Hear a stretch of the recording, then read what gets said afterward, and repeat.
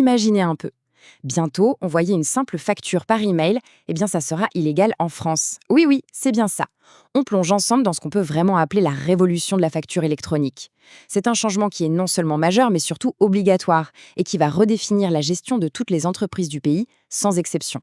Alors, la question qui se pose, et elle est cruciale pour tout le monde, c'est concrètement, comment on va facturer demain? Il faut presque oublier tout ce qu'on a l'habitude de faire. On va décortiquer ça ensemble, pas à pas, pour voir exactement ce qui nous attend. Pour bien saisir l'ampleur du changement, il suffit de regarder ce comparatif. D'un côté, on a aujourd'hui un peu le chaos organisé, soyons honnêtes. Des emails, des fichiers Excel, du courrier papier. De l'autre côté, c'est demain. Un flux unique, totalement sécurisé et standardisé, qui passe par des plateformes dédiées. En gros, on passe du bricolage artisanal à un système industriel et intégré. Bon, on peut se demander, mais pourquoi un tel bouleversement? Est-ce que c'est juste pour moderniser les choses? Eh bien, non, pas seulement. Il ne faut pas s'y tromper. L'État a un plan très très précis derrière cette réforme. Allons voir ça de plus près. Alors, cette réforme, elle repose sur 4 grands objectifs, 4 piliers. Le premier, et c'est un peu le nerf de la guerre, c'est de lutter contre la fraude à la TVA. On parle quand même d'un manque à gagner estimé entre 15 et 20 milliards d'euros par an. C'est colossal. Deuxième objectif, simplifier la vie des entreprises. L'idée, à terme, c'est d'arriver à des déclarations de TVA pré-remplies. Troisièmement, bien sûr, réduire les coûts et les délais de paiement. Et enfin, le dernier point, c'est de donner à l'État une vision quasi en temps réel de la santé économique du pays. Et pour les entreprises, l'argument financier, il est juste sans appel. Regardez, traiter une facture papier reçue, ça peut coûter jusqu'à 15 euros. Une facture électronique, on tombe à moins 2 euros. Le calcul est vite fait, n'est-ce pas? Le gain de productivité potentiel est tout simplement énorme.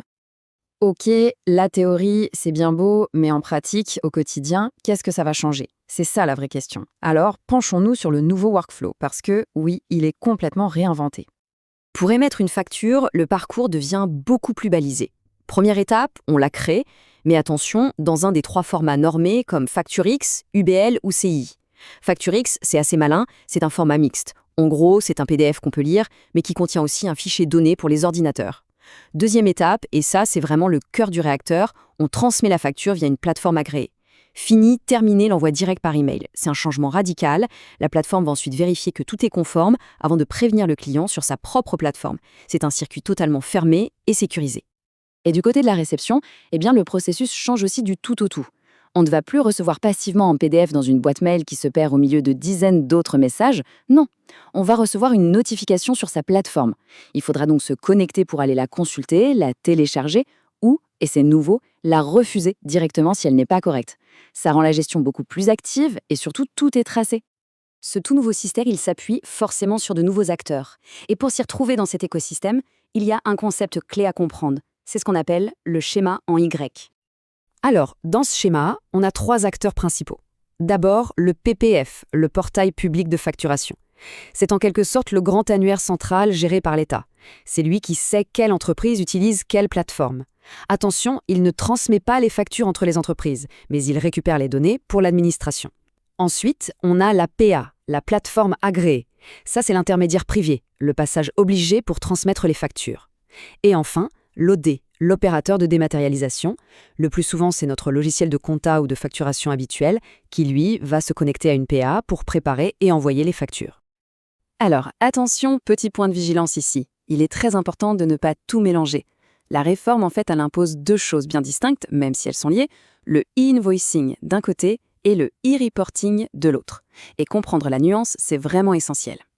Bon, pour faire simple, le e-invoicing, ou facturation électronique, ça concerne les transactions entre entreprises assujetties à la TVA en France, le fameux B2B domestique. C'est là où l'échange de la facture elle-même est normé. Le e-reporting, de son côté, ça couvre tout le reste, c'est-à-dire les ventes aux particuliers, le B2C, ou les ventes à des entreprises à l'étranger. Dans ces cas-là, on n'envoie pas de facture électronique au client, mais on doit transmettre un résumé des données de ces transactions à l'administration, toujours via sa plateforme. Face à un changement de cette ampleur, c'est clair, la préparation, c'est la clé. Alors, pour aborder cette transition le plus sereinement possible, voici un petit plan d'action en 3 étapes très concrètes. La toute première chose à faire, mais vraiment avant même de penser à choisir une plateforme, c'est de fiabiliser ces données. Faire le grand ménage dans ses fichiers clients et fournisseurs. Un numéro sirène qui n'est pas bon, une adresse incorrecte, et hop, la facture sera bloquée ou rejetée automatiquement par les plateformes. C'est la base pour éviter des retards de paiement et des allers-retours inutiles. Deuxième étape, on s'attaque aux factures en elles-mêmes. Il y a 4 nouvelles mentions qui deviennent absolument obligatoires. Il va falloir penser à ajouter le numéro sirène de l'acheteur, bien sûr, la nature de la transaction, est-ce que c'est une vente de biens ou une prestation de service, l'adresse de livraison si elle est différente de l'adresse de facturation, et enfin, une mention sur l'option pour la TVA sur les débits si c'est applicable. Il faut donc vraiment anticiper la mise à jour de ces modèles de factures. Et pour finir, la troisième étape, l'archivage. Alors, l'obligation de garder les factures pendant 10 ans, ça ne change pas. Par contre, la manière de le faire, si. Un simple dossier sur son ordinateur avec des PDF, ça ne suffira plus du tout. Il faut mettre en place un système dit à valeur probante. Qu'est-ce que ça veut dire? Ça veut dire un système qui garantit que le document n'a pas été modifié, avec un eurodatage et une traçabilité complète. C'est absolument indispensable en cas de contrôle fiscal. Et bien sûr, la question qui fâche, que se passe-t-il si on ne respecte pas ces nouvelles règles? Eh bien, l'administration a évidemment prévu des sanctions. On parle d'une amende qui peut aller jusqu'à 15 € par facture non conforme, le tout plafonné à 15 000 € par an. C'est un argument qui pèse et qui incite à prendre le sujet très au sérieux, et ce, dès maintenant. Alors tout ça, ça arrive quand exactement? C'est le moment de sortir les agendas parce que le calendrier de déploiement, il est précis et la première échéance arrive finalement assez vite. Il y a 2 dates absolument capitales à retenir. La première, c'est le 1er septembre 2026. À partir de ce jour, toutes les entreprises, sans exception de la plus petite à la plus grande, devront être capables de recevoir des factures électroniques. C'est aussi à cette date que l'obligation d'émettre des factures électroniques commencera pour les grandes entreprises et les ETI. Puis, 1 an plus tard, le 1er septembre 2027, cette obligation d'émission s'étendra à toutes les autres, PME, TPE et micro-entreprises. Ce qu'il faut retenir, c'est que dès 2026, tout le monde est concerné par la réception. Mais au-delà de la pure contrainte légale, il faut essayer de voir l'opportunité. Cette phrase résume très bien l'enjeu stratégique. La facture électronique, c'est un vrai catalyseur. Quand on a des flux mieux maîtrisés, ça veut dire moins de retard de paiement, moins de litiges, et au final, ça a un impact direct sur le besoin en fonds de roulement, le fameux BFR. C'est donc un levier direct pour optimiser sa trésorerie. On va terminer sur une question, une sorte d'ouverture. Cette contrainte réglementaire, est-ce que ce n'est pas finalement l'occasion rêvée, l'impulsion qu'il fallait pour moderniser en profondeur toute sa gestion? On peut vraiment se poser la question.